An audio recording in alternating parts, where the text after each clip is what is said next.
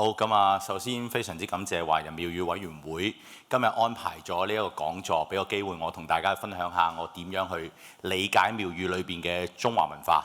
可以大家咧先有一個嘅共識先嘅就係，因為我哋大家都係中國人啦。咁我哋其實基本上邊有好多嘅文化嘅內容意涵咧，甚至乎我哋對文化嘅一啲體會體驗咧，好多時都係喺我哋基因裏邊。我哋會叫呢種咧就係話我哋民族裏邊嘅一啲文化基因。咁啊會點樣去呈現喺我哋日常生活裏邊咧？就係話我哋喺好多事物裏邊，我哋加入咗一啲中華文化元素，而我哋好多時都不自知。即係有陣時我哋操作緊一啲嘢，我哋一啲行為，我哋做咗出嚟，我哋覺得係我哋自己係唔會去思考，但係原來其實呢啲係我哋中華文化嘅一部分。舉個例子，譬如話我哋搭地鐵有關愛座，我哋好自然地會諗下讓咗俾啲長者先。咁啊呢一種讓老、愛老、護老嘅心態咧，其實就係我哋儒家思想裏邊所講嘅老唔老以及人之老，幼唔幼以及人之幼，係一種孝道嘅延伸嚟噶嘛。咁呢種其實我哋體現出嚟，我哋係唔會思考，亦都唔會好懷疑原來佢係中華文化。但係實際上邊，如果你從一個外人嘅角度嚟睇，喂，原來中國人係特別對於老人家有種敬愛之情喺度喎。咁呢種就係話我成日所講嘅就係一啲嘅文化基因、文化烙印咧喺我哋嘅身體、喺我哋血脈上邊、喺我哋記憶上面，我哋自己唔知道。嗱，今日咧我會講廟宇嘅裏邊嘅中華文化。咁啊廟宇咧當然就係指我哋中國嘅廟宇啦。而廟宇裏邊咧好多時咧都會泛指咧就係道教嘅一啲廟宇。儒教都有廟宇嘅。咁啊通常我哋會叫佛教咧就寺。係嘛？乜乜字咁啊，乜乜庵咁樣多咁啊其實呢一度我就唔會特別去嚴格去分究竟係佛定道，咁但係一定係會道教多啲嘅，我哋所認知嘅。咁而裏邊咧，我等陣會講到一啲位置咧，有部分係我之前喺唔同嘅講座裏邊講過，咁亦都有啲係新加落去，因為成個 PowerPoint。我成個呢個課題幾年前開始講㗎嘛，我喺公務員學院講過，喺即係喺呢一個公開場合講過，大家 YouTube 應該都會見得到。咁但係咧，我一路講嘅時候，我都希望每一次嚟到嘅時候，大家有啲新嘅嘢可以攞走，所以我尋晚就加咗一啲新嘅內容落去，咁希望可以同大家可以分享到一啲更加 update，我自己隨住我研究嘅深度。一路進入嘅一啲新嘅一啲研究內容俾大家分享到俾大家。好啦，廢話唔講啦，事不宜遲。咁呢度係我自己少少簡介啦。大家如果有興趣知道我嘅資料嘅時候呢，其實掃呢個 QR code 就可以㗎啦。又或者大家呢喺 Google 度打我個名葉德平3個字呢，你應該就會見到我大量嘅資料喺度㗎啦。咁所以呢，大家唔使擔憂，呢度我唔花時間去細講，因為唔係介紹我自己。好啦，咁我哋呢先講呢，就係講廟宇之前呢。我想講講咩叫做祭祀文化。嗱，祭祀呢一樣嘢咧，可以話係我哋成個民族裏邊最重要嘅一件事情。儒家嘅經典裏邊提及到國之大事係咩啊？在治與容，係咪？即係話咧喺對於一個國家嚟講，最大嘅事情不外乎兩樣，一樣咧就係打仗。咁大家能夠明白啊？打仗係關係到一個國家嘅生死存亡。咁祭祀係咩咧？祭祀原來都係等同於打仗一樣咁重要，國家以兩大為二重要嘅事情。咁好啦，咁我哋嘅祭祀咧，主要嚟講係咩咧？我哋以往以嚟承襲嘅祭祀都係以儒家之禮為主嘅。咁啊，我哋儒家裏邊而我哋普遍嚟講，我哋嘅祭祀對象咧，分別咧就係天神、地旗，我哋合稱就神旗。係嘛？咁啊，大家會見到啊，成日都會讀錯呢個字，會讀神子、神事、神乜神物。咁啊，其實呢個係天神地旗。咁啊，你將理解就係天神同地仙，咁樣理解你就會比較容易啲啦。OK。咁啊，同埋咧人鬼，咁啊，我哋可能會係中國嘅祭祀好多時咧，你會發覺祭祀嘅對象咧，我哋會可能係山川河岳，可能係我哋所認知嘅神明，可能係由一啲人。因為佢做咗某一啲行為，獲得我哋普遍大部分人嘅認同，所以佢成為咗神仙，位列仙班。亦都可能有啲人呢，佢有功於社稷，所以於是皇帝喺每年嘅字典裏邊，喺太廟嘅祭祀過程裏邊，讓佢配享太廟，即係會有咁嘅情況嘅。嗱，呢一樣嘢呢，可以延伸落去講一個好重要嘅話題，就係原來我哋中國人呢，透過呢一個祭祀系統呢，其實我哋係進行緊一個好重要嘅德育教育。用今天嘅語言嚟講，如果呢度呢，我都見到我有啲學生喺度，教育界嘅學生。咁啊，基本上邊呢，係可以係一種我哋今日所講嘅價值觀教育嘅一個部分嚟嘅。咁當然啦，今日我唔開講到咁深入去呢個位置，我今日想集中講翻廟宇，咁所以呢個位我哋唔講住先。咁好啦，咁啊祭祀咧亦都有唔同嘅等級嘅。咁好多時咧，古代咧會由天子咧去負責天神地旗嘅祭祀，譬如話我哋會有封禪啊、祭天啊，或者係祭地啊等等嘅過程啦。諸侯大夫咧會幫手咧做一啲山川河嶽嘅祭祀。咁我哋祀書社稷咧，我哋好多時都會祭祀我哋祖先嘅。嗱，祭祀祖先呢個過程一路都有嘅，但係我哋咧有一段時間裏邊咧，由於咧我哋平民百姓係不能夠咧有自己嘅家廟啊、家祠啊。自己屋企祠堂，我哋嘉靖年間之後先至開始准許喺民間裏邊有祠堂噶嘛，咁所以先至會開始慢慢地祠堂周圍起出嚟啊嘛。咁喺之前我哋唔係冇祭祀，有祭祀嘅，不過個祭祀就唔喺祠堂進行。咁呢個之後可以再講。咁另外仲有灶神啦等等呢一啲。好啦，咁喺如果要講個祭祀嘅歷史嘅話咧，從學術角度上面嚟講，就可以睇原始社會上邊我哋會見到嘅祭祀模式咧係比較簡單啲嘅。有啲似係咩呢？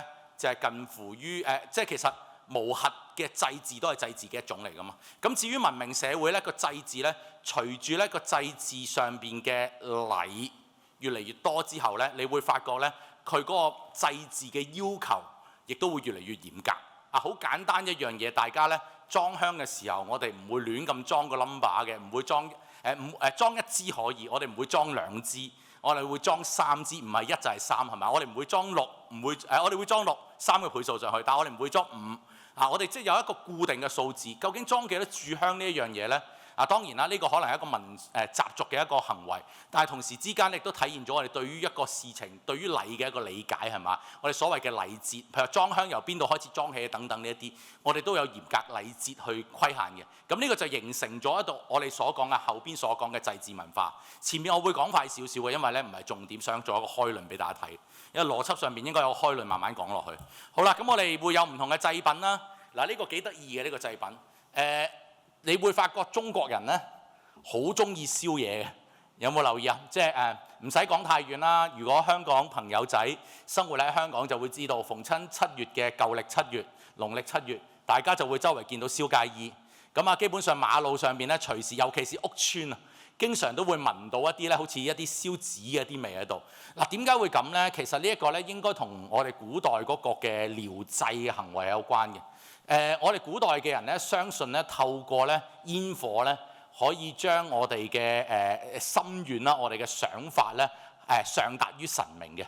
呢種療祭嘅制度咧，等陣咧我後邊咧會有一個我曾經寫過一篇專欄文章講赤松子裏邊講少少俾大家知道。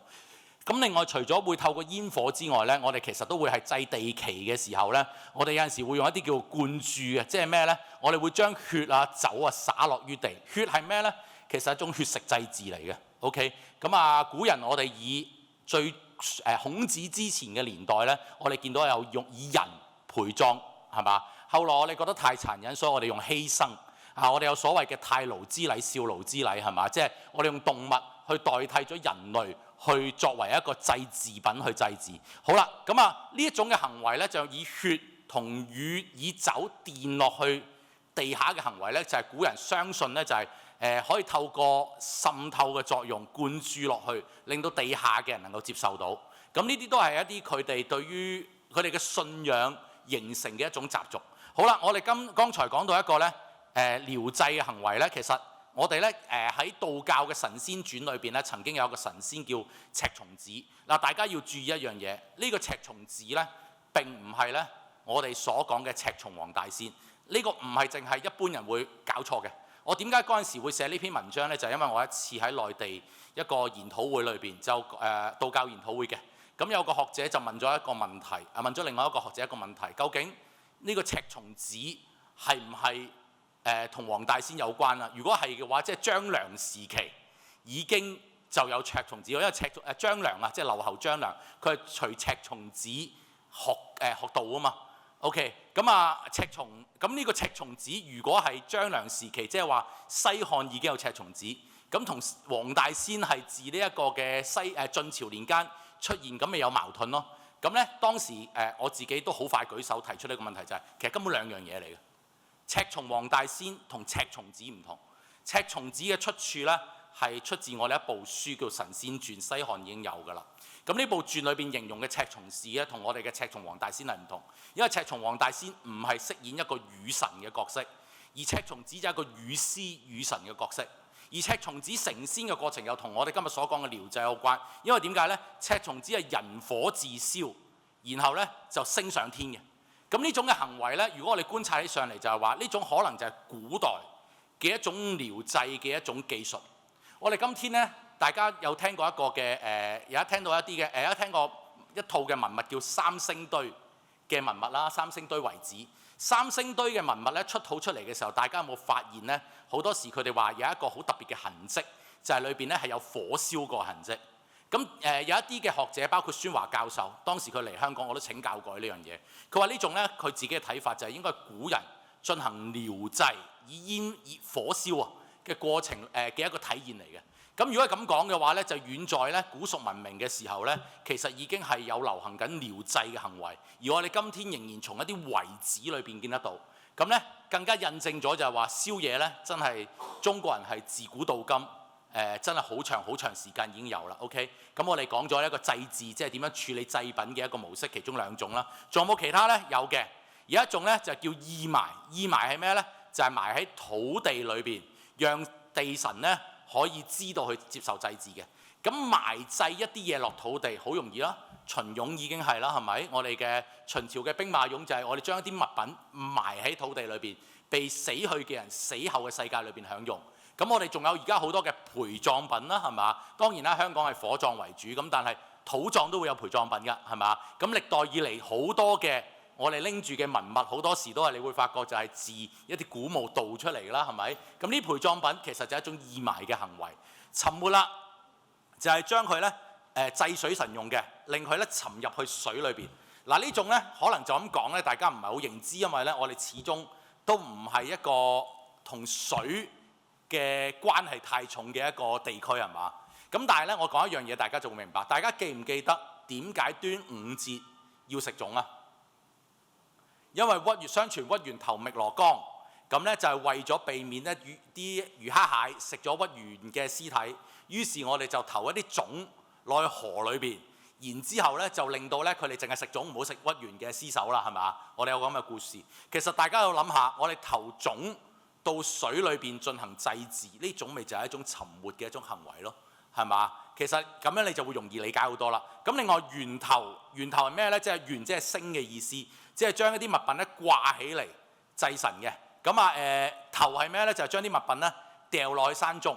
我今日見到，我唔知係咪呢一種嘅祭祀模式嘅演變延伸，我唔知。我先講明，即係我唔肯定。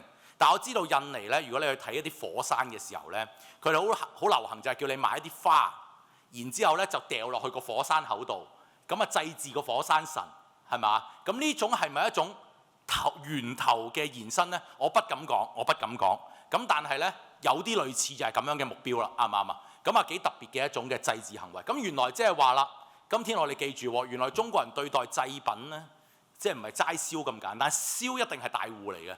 沉落水埋落土都有喎，原來 OK。咁呢啲係我哋古代以嚟我哋處理祭品嘅方式。咁好啦，下一個問題咧就係話，咁我哋祭祀跟住就會有我哋需要進行祭祀，自然就會有一啲嘅祭祀場所啦。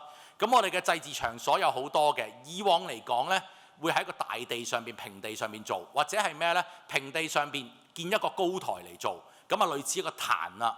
咁咧到今天嚟講咧，我哋大部分嘅祭祀咧都通常都會係喺個宮廟、宮觀裏邊去做嘅，係咪啊？咁大家拜神啊，簡單講都會去宮觀度拜神咁嘅意思啦。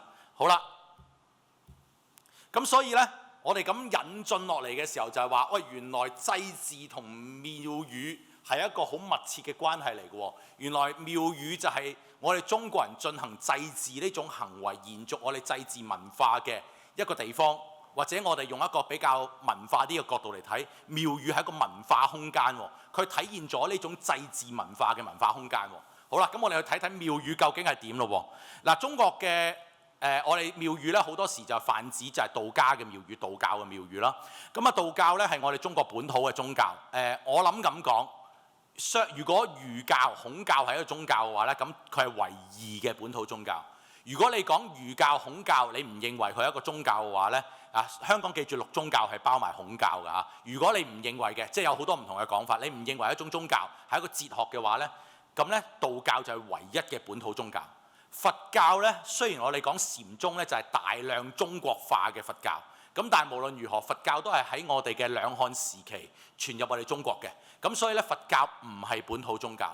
咁不過今天佛教最流行嘅支派漢傳嘅佛教，以禪宗就比較大戶，禪宗就係完全好大程度宗教化嘅中國化嘅一種佛教。我自己嘅博士論文就係研究禪宗嘅一位禪師嘅詩歌，咁所以呢，我係需要讀大量禪宗嘅一啲經典嘅，咁我先至能夠寫到出嚟。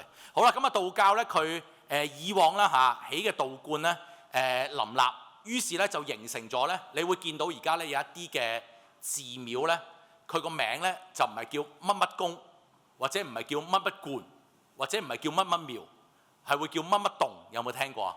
嗱，譬如話西九龍嘅油尖旺角嗰邊有飛雁洞係咪？洞嚟嘅。咁洞係咩意思呢？其實咧道教有所謂嘅十大洞天、36小洞天、72福地，呢一啲咧都係一啲叢林自公灌林立嘅形成咗一處嘅叢林。佛教嘅道教嘅一叢林，咁啊係一啲道教嘅，你咁樣理解就係佢嘅公灌群嘅一啲地方。咁我哋做一個嘅總稱俾佢哋。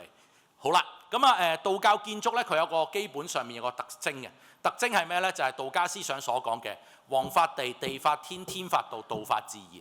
咁所以有人講係咩咧？佢好多時咧啲公灌寺廟咧係會同呢一個嘅山林係會融為一體嘅，即係基本上邊咧。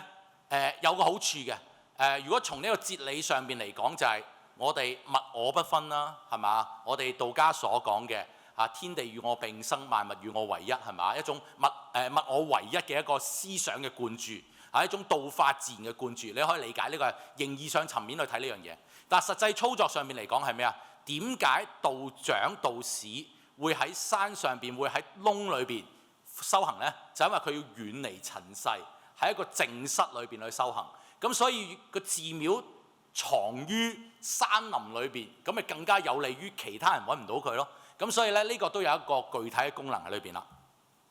咁好啦，咁道教祭神嘅寺廟啦，我哋會叫公觀啦，或者係道觀啦，係咪？咁佢裏邊咧有好多唔同嘅建築物嘅。我喺之前嘅華廟嘅講座裏邊都有講過唔同，譬如軒啊、齋啊、廊啊、角啊呢啲我講過㗎啦，咁我今日唔講呢一樣，咁講啲新嘅嘢，以免大家聽嚟聽去都係嗰啲。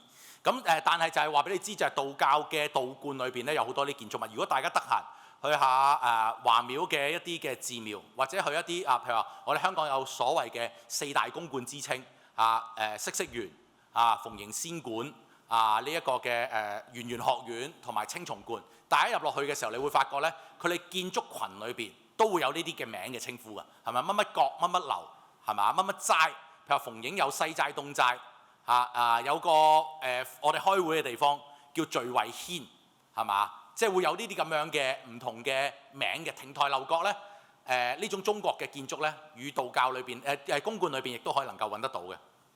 咁更加重要係咩咧？